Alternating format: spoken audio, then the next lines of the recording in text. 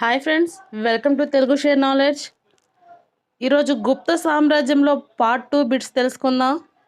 23 question. భారతదేశ చరిత్రలో సింహాసనం అధిష్ఠించి పరిపాలించిన తొలి మహిళగా పేరుగాంచినది.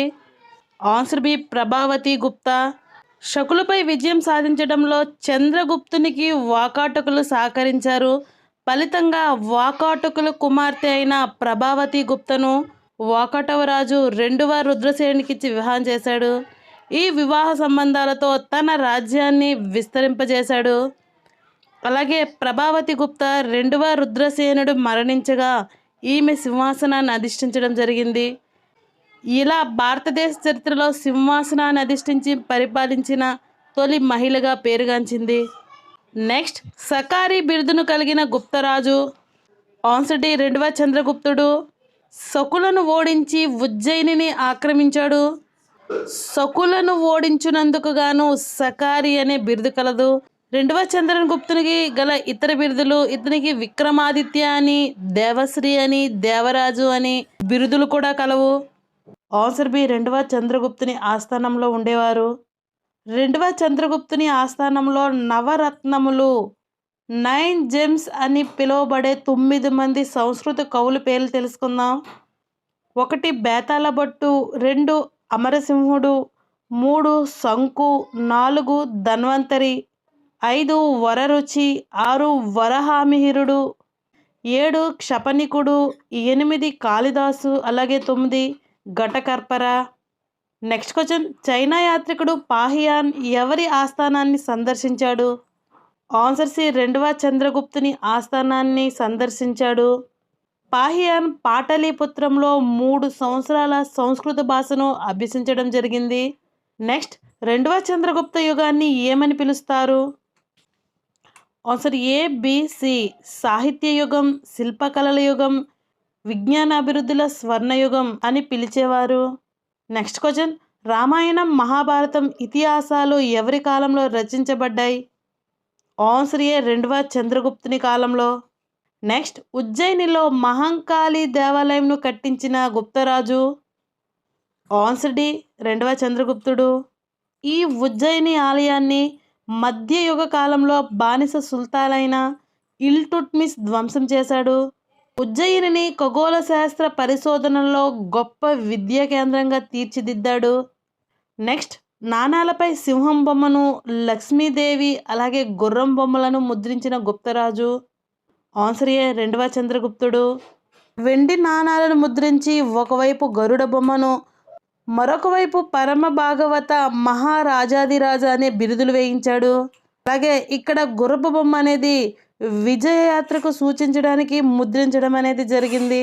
Next question. నలంద విశ్వవిద్యాలయంను స్థాపించిన గుప్తరాజు? Answer D కుమారగుప్తుడు.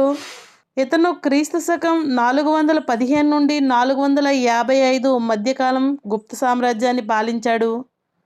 నెక్స్ట్, ఎవరి కాలంలో మొదటిసారిగా భారతదేశంలో హూనుల దండయాత్రలు ప్రారంభమైనవి? ఆన్సర్ ఏ కుమారగుప్తుడు. సింహాసనం కోసం వారసత్వ పోరాటం అనేది జరిపిన వారు ఎవరు అంటే స్కందగుప్తుడు అలాగే గురుగుప్తుడు. నెక్స్ట్, ఎవరి ముద్రించిన నాణాలపై కార్తికేయుడు మరియు నెమల బొమ్మలు కనిపిస్తాయి? ఆన్సర్ సి కుమారగుప్తుడు. రాగి నాణాలపై ఏనుగుపై స్వారీ చేస్తున్న ప్రతిమ, అశ్వమేధ యుగాన్ని నిర్వహిస్తున్న ప్రతిమ, ఖడ్గమృగాన్ని వధిస్తున్న చిత్రాలు కుమారగుప్తుని ముద్రించిన నాణేలపై కనిపిస్తాయి. అలాగే కుమారగుప్తుడు రాగి నాణ్యములను మొదటిసారిగా విడుదల చేయడం జరిగింది. Next question. గుప్త రాజులలో వారసత్వ యుద్ధ విజేతగా పేరుగాంచినది? ఆన్సర్ ఏ స్కందగుప్తుడు. ఇతను కుమారగుప్తుని కుమారుడు. నెక్స్ట్, స్కందగుప్తుడి కోసం వివరించే శాసనం? ఈ 4 కరెక్టే friends. A B C D. Bihar స్తంభ శాసనం, జునాగఢ్ శాసనం, ఇండోర్ తామ్ర శాసనం, అలాగే ఇతారి స్తంభ శాసనం. క్రీస్తు శకం 460లో హూనుల దండయాత్రను సమర్థవంతంగా ఎదుర్కొని దాదాపు 50 సంవత్సరాల పాటు విజయం సాధించాడు. ఈ దండయాత్ర గురించి జునాగఢ్ శాసనం అనేది తెలియజేస్తుంది. నెక్స్ట్, ఏ గుప్తరాజు రాజధానిని ఉజ్జయిని నుండి పాటలీపుత్రానికి మార్చాడు? Answer C స్కందగుప్తుడు. నెక్స్ట్ 100 రాజుల దైవంగా కీర్తి సంపాదించిన గుప్తరాజు. ఆన్సర్ ఏ స్కందగుప్తుడు. నెక్స్ట్ క్వశ్చన్, గుజరాత్లో సుదర్శన తటాకానికి రెండవసారి మరమ్మతులు చేసిన గుప్తరాజు. Answer C స్కందగుప్తుడు. స్కందగుప్తుని ప్రతినిధి అయిన చక్రపాలితుడు ఆధ్వర్యంలో ఈ మరమ్మతులు అనేవి జరిగాయి. నెక్స్ట్, ఇరాన్ శాసనాన్ని క్రీస్తు శకం 510లో వేయించిన గుప్త పాలకుడు. ఆన్సర్ బి భానుగుప్తుడు. నెక్స్ట్ క్వశ్చన్, ఏ శాసనం మొట్టమొదటిసారిగా సతీ సహగమనం గూర్చి పేర్కొంది. ఆన్సర్ బి ఇరాన్ శాసనం. ఈ శాసనాన్ని వేయించినది భానుగుప్తుడు. నెక్స్ట్ క్వశ్చన్, హూనుల నాయకుడైన తోరమానుడిని ఓడించిన గుప్త పాలకుడు. ఆన్సర్ ఏ భానుగుప్తుడు. అలాగే తోరమానుడి నాయకత్వంలో ఓడిపోయిన గుప్తరాజు ఎవరు. హూనుల దండయాత్ర అనేది భారతదేశంలో మొదటిసారిగా కుమారగుప్తుడు కాలంలో ప్రారంభమైనవి. తోరమానుడి నాయకత్వంలో ఓడిపోయిన గుప్తరాజు ఎవరు అంటే నరసింహగుప్తుడు. తోరమానుని ఓడించిన నాయకుడు ఎవరు అంటే భానుగుప్తుడు. నరసింహగుప్తుడు హూనుల దండయాత్రను ఎదుర్కోలేక ఓడిపోయి పంజాబ్, ఉత్తరప్రదేశ్ ప్రాంతాలను కోల్పోవడమే కాకుండా కప్పం కూడా చెల్లించాడు.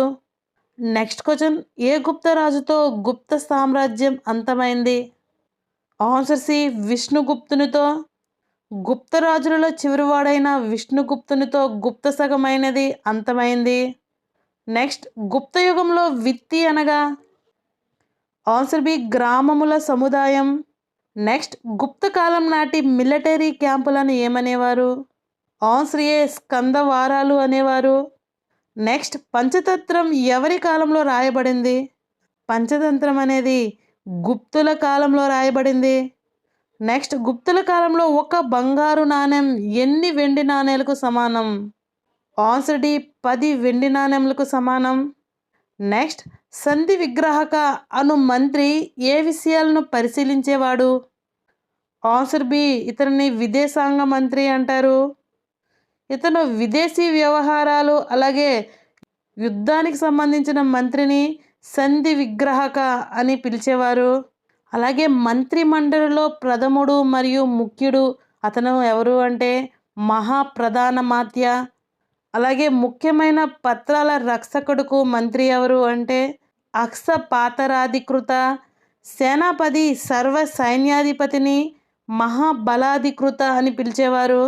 అలాగే యువరాజులకు సంబంధించిన వ్యవహారాలకు మంత్రి అతన్ని కుమారమాత్య సచివ అని పిలిచేవారు. అశ్వదళాధిపతిని బటాస్వరపతి అని, గజ దళాధిపతిని కటుక లేదా పీలుపతి అని, సైనిక బండారాలకు మంత్రిగా రణ బండగారికుడు అని పిలిచేవారు. అలాగే రాజు అంతఃపుర పర్యవేక్షణ మంత్రిని మహాప్రతిహార అనేవారు. అలాగే రాజ్యం యొక్క గడ్డంకుల పర్యవేక్షణ అధికారిని బండారిక అనేవారు. రాజు తరపున ఉత్తర ప్రత్యుత్తములను నిర్వహించు అధికారిని లేఖకుడు అనేవారు. చక్రవర్తికి మంత్రిమండలికి వారధిని కొంచుకి అని పిలిచేవారు. అలాగే పోలీస్ ఆఫీసర్ను దండ పాసాధికరణ అని పిలిచేవారు. అలాగే కస్టమ్స్ అధికారిని సౌల్కిక అనేవారు. అలాగే ముఖ్య న్యాయమూర్తిని మహాదండనాయక అని, పన్ను వసూలు చేసే అధికారిని హిరణక మరియు జాద్రాంగిక అని పిలిచేవారు. నెక్స్ట్ క్వశ్చన్, ఉల్కకల్ప గుప్తుల కాలం నాటి గ్రామ ఉద్యోగి పేరేమి. ఆన్సర్ సి ప్రధాన భూస్వామిని ఉల్కకల్ప అనేవారు. గోస్వామిని దూత అని, తలవాటకిని తలారి అని, సీమ కర్మాకార అని, సరిహద్దులు నిర్ణయించే అధికారికి పేరు. అలాగే గౌల్మిక అని అడవులను పర్యవేక్షించే అధికారి పేరు.